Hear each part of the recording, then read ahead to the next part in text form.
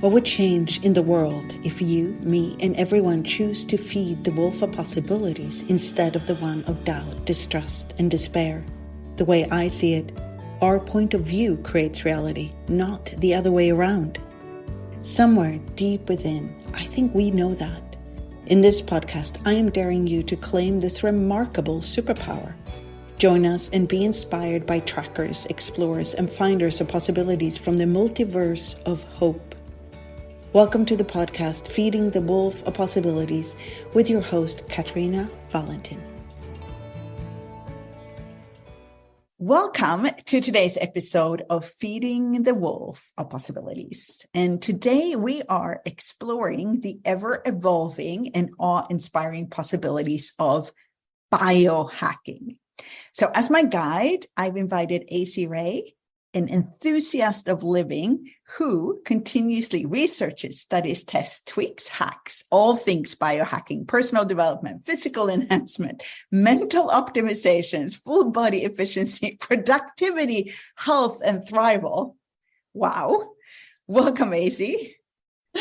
Thank you so much. I'm excited to be here.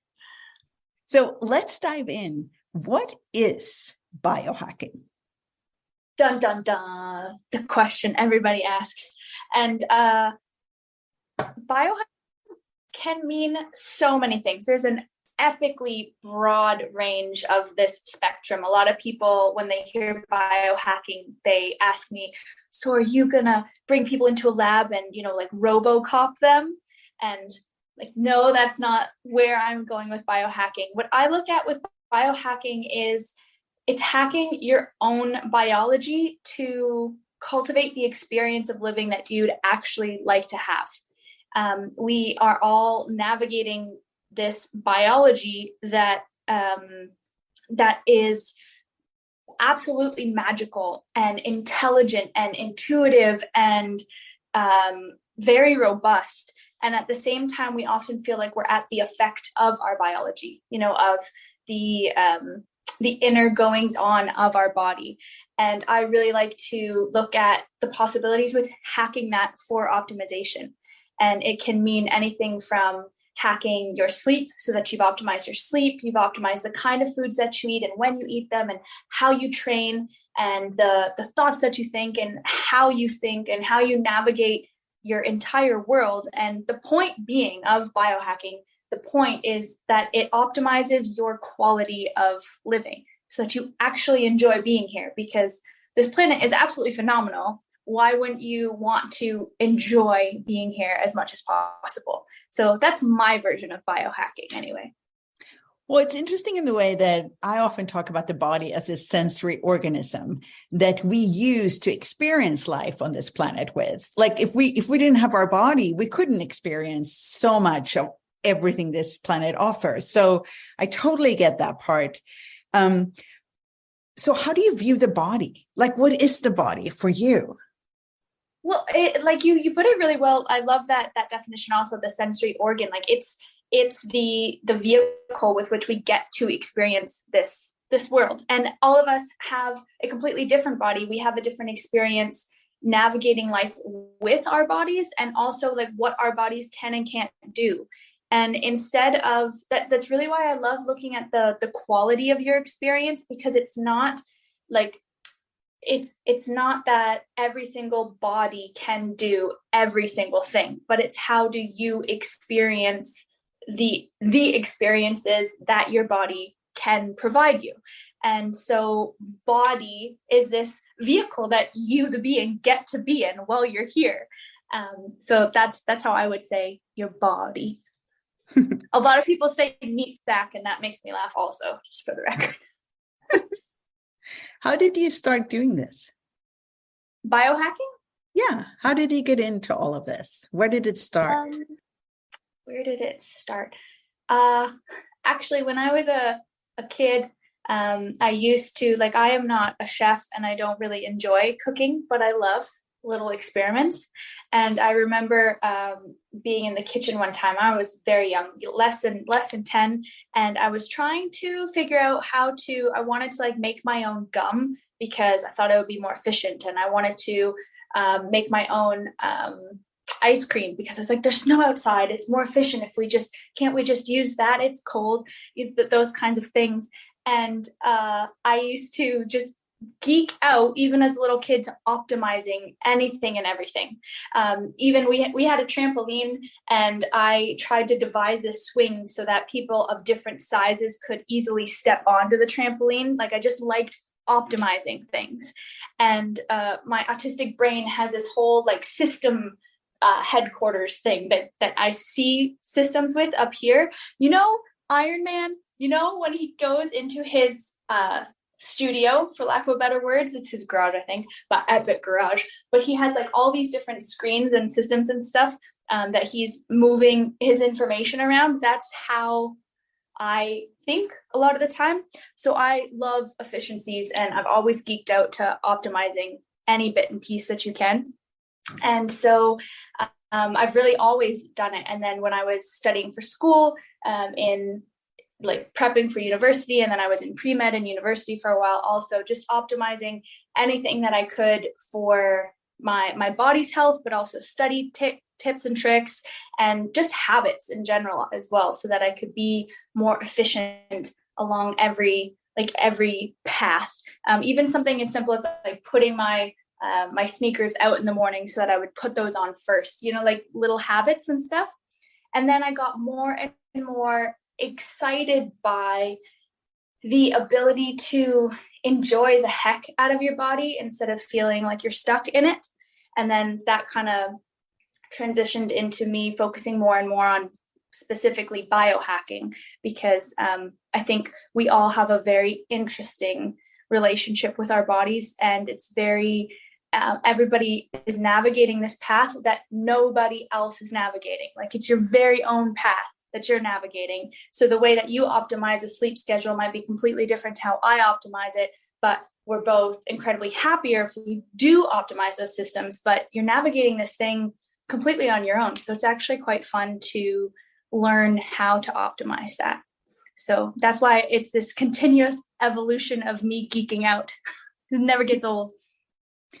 In what way would you say that your relationship with your body has changed over the years of optimizing? Dynamically. When I was 16, 17, 18, I was diagnosed with fibromyalgia, chronic fatigue, IBS, severe anxiety, severe depression, and quite a host of other things. Actually, 17 food allergies. I got diagnosed with 17 food allergies. It was crazy. So basically, I was allowed to eat bird food and do nothing was the prescription, and or lie in a hospital bed doped up on morphine because I was in so much physical pain. Everything was just inflamed constantly. I couldn't actually be hugged because I would just burst into tears. And now I am like a little small child of excitement all the time. Like, can we go do this? Can we go do this? What about over here? And I love playing, and I want to be involved in any sport or any activity that we're doing. I love movement, and I actually enjoy navigating the path with my body versus before. I really did feel trapped. I really did feel like there was no possible joy in living when you're lying in a hospital bed, doped up so much. So how did you change it? How did you start to change it? I get it took some time, like over in where was like the starting point of all of that?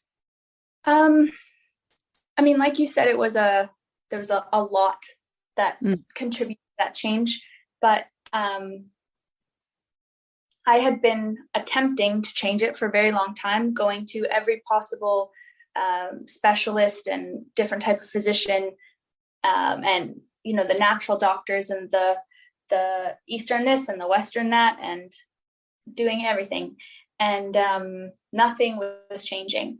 And it actually got to a point where I was in university and I was contemplating how many stories in the library, like how many floors I would need to be up for suicide to be a legitimate option, as opposed to just hurting myself and then being in the hospital again.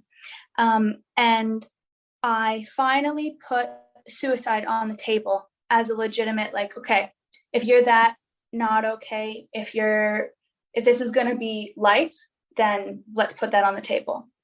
And it was actually that choice that set me totally free, because then instead of avoiding it, instead of being in so much pain but not putting it on the table, it just felt like I was constantly pushing this thing aside that was imminent anyway, that I didn't have any control over. But then when I put that choice on the table, and I actually made a choice, like, no, I want to be here. I want to live. Because when I was a kid, the saying my family used to say is, she's always in there like a dirty shirt. Like that was she's always in there. And you've got too much energy. You're too happy. Like that was what I used to be as a kid. So then when I was none of those things, that's when suicide really did become an option. And then I had that choice moment of, no, I'd actually really like to be here. And it was like that choice rippled through everything. Then I started looking at my diet differently, as opposed to what everybody was telling me I couldn't do. I started looking at it for myself, and I started looking at seed cycling for hormonal health for females. And I started looking at not comparing female biology to male biology. And that is massive, because males are on this beautiful 24-hour clock. That's what they've got. Those lucky bastards set and reset over and over. And I kept feeling like I was insane, because some days I'd want to take over the world and like create epic everything. And then other days I didn't want to get out of bed, or I just needed to nap all the time. And instead of recognizing that we have this 28 to 45 day cycle where that's totally cool, I was comparing myself to male biology, which the majority of the science is actually based on 18 to 35-year-old white males. And that's not the majority of the population. And that's all the information that I was going off of. Those are the science that I was studying only. And so making that change, then look at, okay, female biology, how do I navigate that? What does that actually look like? And just making these little basic tweaks that society makes so challenging, but it's really these fundamental taking care of yourself aspects that are important, like drinking enough water in a day, as opposed to just going all day being dehydrated because you're so busy. So it started with that choice to put suicide on the table, then that choice to be like, nope, that's actually not what I'd like. And then I just started tweaking, and it's incessant tweaking, like nonstop tweaking. Because there's always just a little bit more that you can optimize for more fun, not in a ridiculous obsessive way, a little bit of a ridiculous obsessive way. Well, that's one of my questions, is actually because biohacking, the way I understand also when you talk about it, is like this constant little tweaking, but also constant like a choice that you actually continuously make day after day, tweaking more. So how do you not make it take over your life to become totally significant? And the only thing you have to think about now is drink water, go to sleep at the right time, eat the exact right things. Like how do you play with that, even with your autistic brain? Well, that's actually, I didn't have language to put around that for a really long time. And then I was doing this fitness certification of all things. And I was speaking with the founders of the cert, and I was getting a specialty training with them. Like I happened to train with them in South Africa. It was incredible. And a lot of what they were teaching me was kind of a little bit different, and it wasn't just advanced or nuanced. It seemed quite different. And they had explained, like, you have to know the rules before you can break them. They explained too, when you like creating a course, you create it so you give the people that information, and then once you get that basis, then you get to go and play. And that's really how, because my autistic OCD will get very hooked on like, must do this. But then I have all these other tools from Access Consciousness, where I can make things not significant, and where I can question them, and where I can ask my body, and where I can be flexible and malleable. And a lot of those tools, like it's such a contribution to the biohacking practices, because then you've also let go of getting it right and wrong. Every day becomes an experiment, and every day becomes, okay, well, how can I do this 1% better? Or how could I be like a little bit happier today? And sometimes happier means not doing any of those things that are completely optimizing your sleep and, going out, or you've gone to the beach and you forgot water all day, and it's like, well, that was silly. But it's really not taking it so seriously, but choosing to really understand you and know when those systems that you have in place contribute to you being able to do all the other things. And sometimes I fall off the wagon completely, and it's a great reminder. It's like, oh no, wait, I actually really like it when I follow XYZ, and then also having all the access tools where then say the environment is not super conducive to what you wanted to do. It's like, all right, that's okay. What can I do with what I've got? So it's so many tools at once. Well, what you're talking about a lot is like honoring both your body together, during every single day. And you mentioned this, you mentioned biohacking your sleep or optimizing your sleep a few times. Could you talk a little bit about that as one example of biohacking? Could you just what does that look like for you? How do you optimize your sleep? Yes. Well, first of all, I would like to say that I think we need to change the conversation, because we are in the 21st century and we still have our bedrooms as this multi-purpose room. This is absolute insanity. I do not understand why we don't have, I like to refer to them as sleeping pods, mostly because it's fun. But seriously, there should just be one room where it's dark, it's temperature controlled, it's quiet, and you can optimize it brilliantly for the way you sleep at the perfect angle for your body, because some people are different. They like their feet up, other people like their chest a little bit raised, some people all the pillows, none of the pillows.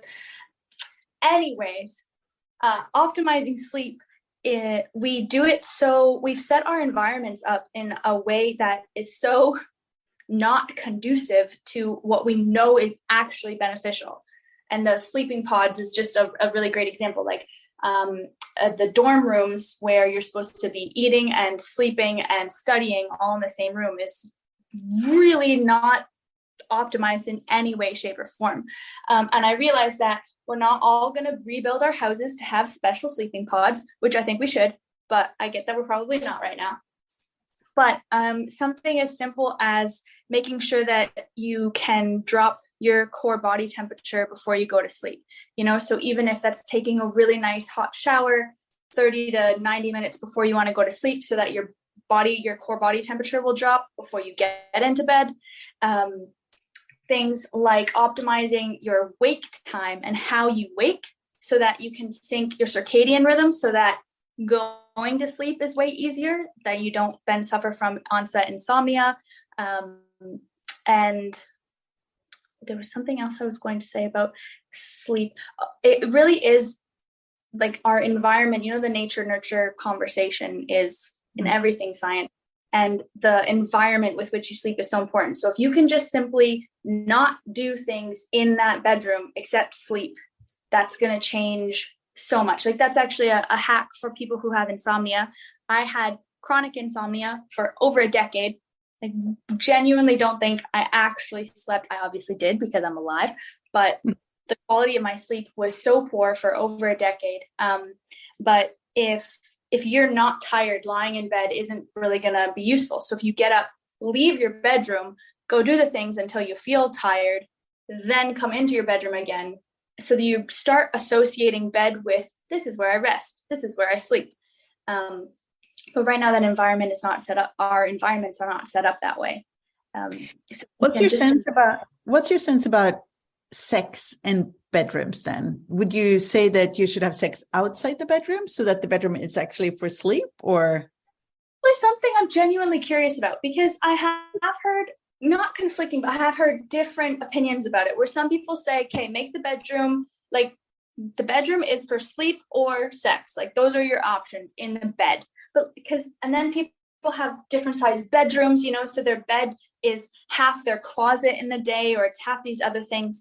But I think it probably also depends on the person and the kind of sex that you're having also, which bedroom / location is going to be optimized. But it depends how energized you are after. Like, it's the same if you get your bars run. Are you super energized after, or do you want to like conk out? Because then you can actually use it advantageously. Like, okay, we're going to do this first, and then we're both going to pass out. That's very different versus we're going to do this, and then we're both wired. Maybe you don't do it in the bedroom or the sleeping pod where you want to actually have rest and rejuvenation. Well, I love it because it goes back to what you've been saying all the time. It's individual. It is what works for that particular person and that person's body and how that person's body works. So it's so like, it really goes totally together with how you've been talking about it all through this interview. Because I was going to ask you, can anyone biohack? What does it take? Like, where does a person start who would like to try to optimize some part of their life, their body, like cut the way the body functions? What is the first step? First step is to pay attention. Like you said, your body is a sensory organ. So we are getting information all the time. Like, it's giving us information. It's giving us constant feedback. In marketing, you are always looking at a feedback loop. Like, that's your bread and butter. Look at the feedback loop. You get the information, you iterate, and then you give it to your clientele again.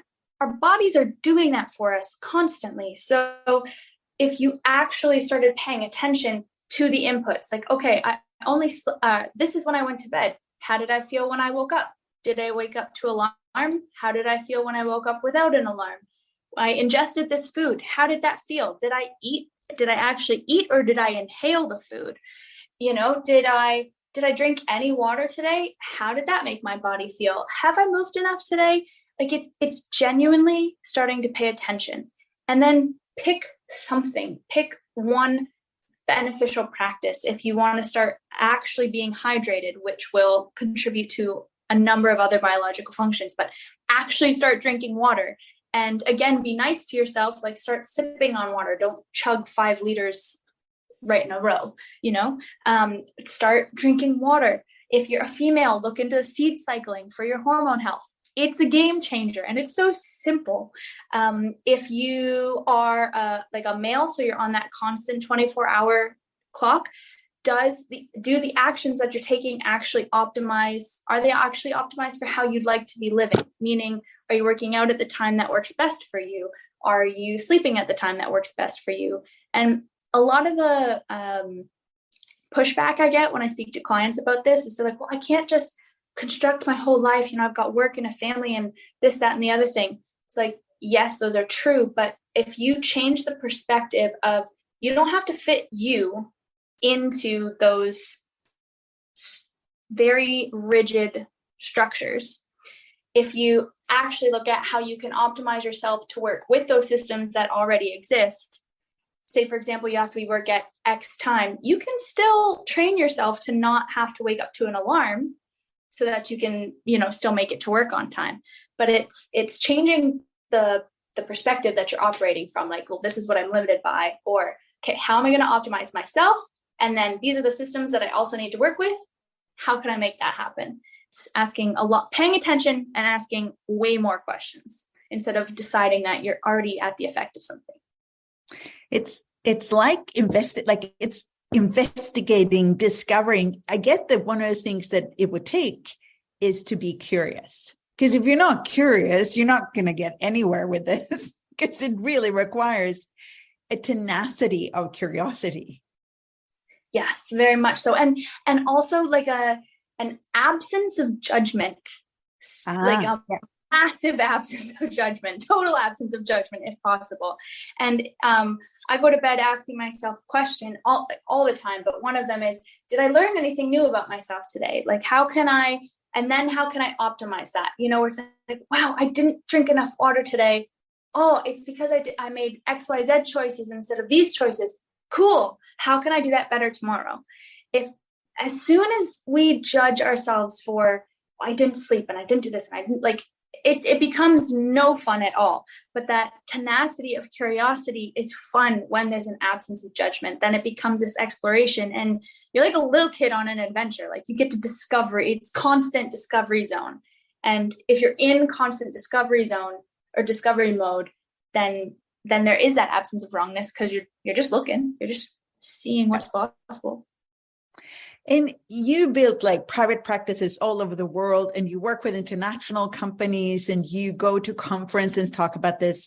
So how would you say that this field is received by the world right now, and how was it received before? Has it changed? That's really interesting. I don't think I've been in it long enough in a professional capacity to say how it's changed. From my observation, it's changed dynamically because people are becoming more and more interested in self-care. Like it's becoming less of this taboo. At the same time, the way it's received is quite curious. There are some people who, I actually just had this conversation the other day. This one person's perspective, this one person, but it can be blanketed. Some people genuinely are like, there's no time for that. Like I need to work, I need to do this. And they're just so in these structures, these immovable, malleable structures of this is the way life is. I don't have time for this stuff. And that is actually like the main question that I became curious with, is why is all this self-care, like why does that seem like it's an inconvenience? I'd really like to change that conversation. And then the way it's received by other people is with this curiosity. They're like, wait a second, so if I sleep better, I might like hate my partner a little bit less. Like, yeah, you might be just like a little bit happier, or like, wait a second, so I drink water, maybe my back will hurt a little bit less. It's like, yeah, maybe, like water is really useful for a lot of functions. It's something, and I know I'm making it very layman's terms, but the thing that I find really exciting is that with more and more people working from home, just with COVID, it's actually opened up this space where we can have these different conversations, because so much of the activities that were taking our time previously, just simply a commute, like an hour commute each day, half an hour both ways, we have that time now, and we notice that we're spending our time different, and our bodies feel a little bit different because we're not in that rhythm of just the way that it always was. So it's cracked open a space for question, and then that curiosity comes in. And I really love being able to speak about female biology and male biology without it's not this rigid system. It's just like, hey, they're different. It's like completely different worlds. Let's stop making one better than the other. Let's stop comparing them. We can look at them both and be like, oh, these are how they're the same and how they're different. Fine, but not comparing them with right and wrong. It is so much nicer from a female perspective, because I moved through so much of my adolescence just thinking that I was completely insane because I couldn't do things the way that, my male friends were doing, or I didn't have that same reset. So I think it's starting to become more of a conversation that we can have at a younger age too. And how do what are the international companies, for example, asking for? What parts of this are they interested in? One of the things that I find exciting, I've propositioned a couple of them with kind of cheeky, hey, I bet you your bottom line will increase if your employees are happier. They're like, yeah, okay, hippie. But then we make a couple adjustments. And what I really want to invite these companies to is showing them that if we create a choice architecture in their work environment that facilitates happiness, and not happiness from like, woohoo, I'm out drinking happiness, like genuine happiness. And that choice architecture also facilitates health and thrival, and your body system's actually working. The entire company is A, going to relax, and then B, be able to move forward faster. But so many of these structures that we have for the way employees work, something as simple as like that open office space where like everybody's doing everything all the time, and you're sat at a 90-degree and you're on your computer, like it's just not optimized in any way. So we optimize things like that and make water really available. And what's the air like? Are there any windows in your building? Things like this. The companies do actually start getting curious, because once you break that external shell, they're like, wait, so happiness of each individual employee increases my bottom line. Okay, I'm remotely interested. And then they start playing around a little bit. That's brilliant. And could you explain, I love this word, choice architecture. Could you, it's awesome. Could you just expand on that a little bit? So I started, I was feeling really frustrated with like being at the effect of all these systems. And I was like, no, like I want to be the choice architect of my life. Like I was just being rambunctious. And I was like, oh, that's actually really cool. Choice architecture. And I've come across it in a few books also. So it's definitely a thing. But it's choice architecture. Like you can look at choice architecture and you can look at how you set up your environment and how you set up your choices and the tools that you use. Like, say, for example, you just bust your butt and you work incredibly hard so often that you burn out. Burnout is a huge conversation that people have been having for ages, and it's been really popular a lot of times, like pre-COVID. But you've had a certain choice architecture that you've been operating from within. And when you recognize that you are the choice architect of your life, it can be something as simple as having a bottle of water. Like, for example, I never have my phone closer than my bottle of water, meaning I can always, if I can carry a device with me all the time, I can carry a water bottle with me all the time. It's like choice architecture, and choice architecture, like, okay, do I want to stay up and do this thing and be exposed to all this blue light and all these artificial lights? Or am I going to choose to go to bed at this time because I know that's going to make me a lot happier tomorrow? Choice architecture. And it's also reminding yourself how much choice you have, because I think we're so proficient at just deciding that we have no choice and like, this is how it is. And I'd really like to change that conversation. And if everybody can be the choice architect of their life, can be a lot more fun, I think. That's wonderful.